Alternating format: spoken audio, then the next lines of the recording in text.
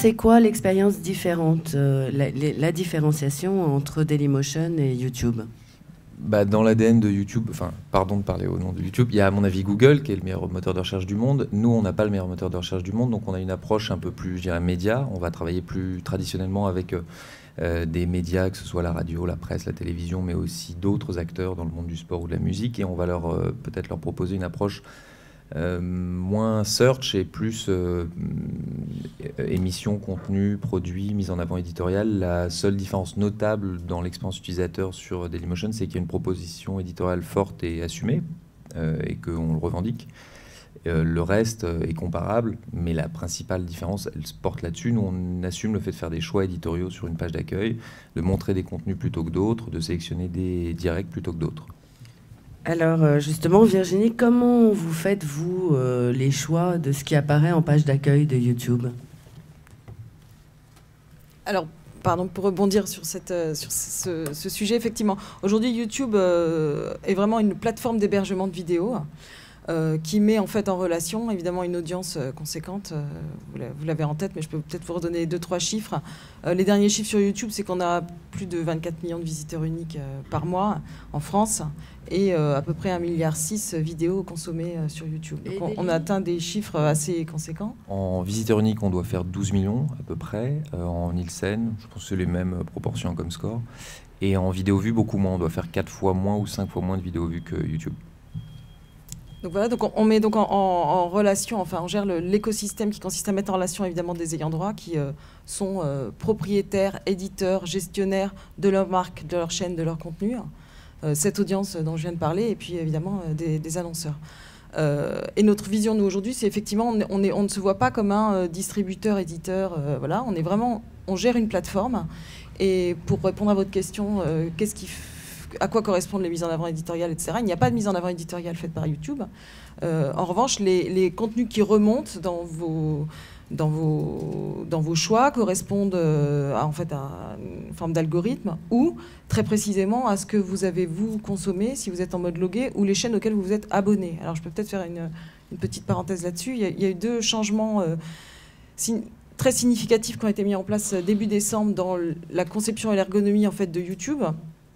Le premier changement radical, c'est qu'on est passé d'un site globalement de vidéo à un site de chaîne. Désormais, les contenus sont organisés au sein de chaînes qui sont, alors le terme chaîne est peut-être un peu abusif en français, mais qu'on pourrait considérer comme des espaces thématiques de vidéos sous une marque média globale qui va gérer une cohérence éditoriale, qui va gérer des playlists de contenu. Voilà. Donc ça, c'est un changement assez très important. Ça permet évidemment d'organiser les contenus pour l'internaute, ce qui est l'objectif, mais ça permet aussi à un certain nombre de partenaires de pouvoir organiser leur offre, ce qui est aussi un vrai atout. Donc ça, c'est le premier élément. Et le deuxième élément, c'est que YouTube est d'autant plus performant pour l'internaute que l'internaute est en mode logué et que remonte dans sa homepage les contenus des chaînes auxquelles il s'est abonné, puisque ces chaînes, pour qu'elles soient performantes, il faut que l'internaute se soit abonné à ces chaînes et donc adhère au projet éditorial, veut recevoir régulièrement les nouvelles vidéos, veut connaître l'actualité de ces chaînes. Et donc cette personnalisation, elle passe à la fois par, encore une fois, l'abonnement aux chaînes et puis également les consommations récentes de l'internaute. L'idée étant de proposer des contenus proches de contenus que l'internaute a consommés pour essayer de le satisfaire au mieux. Le sujet de la personnalisation, c'est un grand fantasme, de se dire, moi finalement je suis différent, je suis unique et tous les contenus ne m'intéressent pas. Il y a un certain nombre de thèmes qui m'intéressent, un certain nombre de contenus qui m'intéressent et je souhaite évidemment qu'on les propose en priorité. L'aspect, j'allais dire, publicitaire classique, et évidemment fonctionne très bien sur YouTube. Le format le plus largement répandu, c'est ce qu'on appelle le pré-roll, que vous connaissez. Dailymotion aussi. Voilà, la caractéristique du pré-roll sur YouTube, c'est qu'il peut être zappé par l'internaute.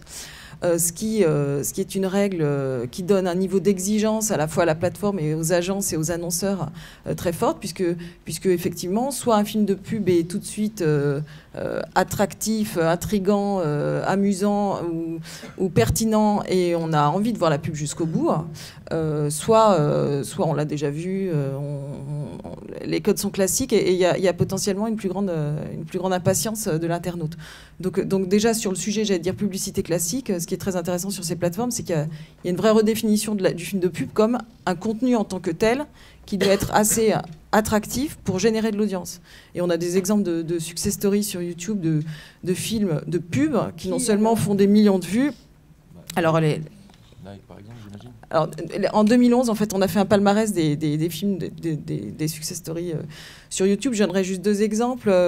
D'abord, une campagne de Garnier pour un gel pour les cheveux qui a été diffusé sur YouTube, qui était en tant que tel. Alors ça permet aux publicitaires aussi d'aller sur des formats plus longs, hein.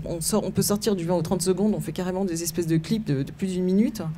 Le film s'appelait Evolution of Style, a fait je crois plus de 3 millions de vues pour sa version femme et quasiment 5 millions pour sa version homme, avec une vraie réalisation de clips, d'effets spéciaux, et ce qui a couronné de succès, j'allais dire, ce film de pub, qui était vraiment un objet artistique et médiatique en tant que tel, c'est qu'en plus les internautes l'ont reposté, c'est-à-dire que non seulement Garnier l'avait évidemment diffusé, mais en plus les gens ont trouvé ça tellement génial qu'ils l'ont reposté. J'ai un autre exemple qui est campagne Bouygues Télécom, avec un petit film autour des services clients de Bouygues Télécom et de l'application des équipes internes via un petit film mettant en scène des chatons.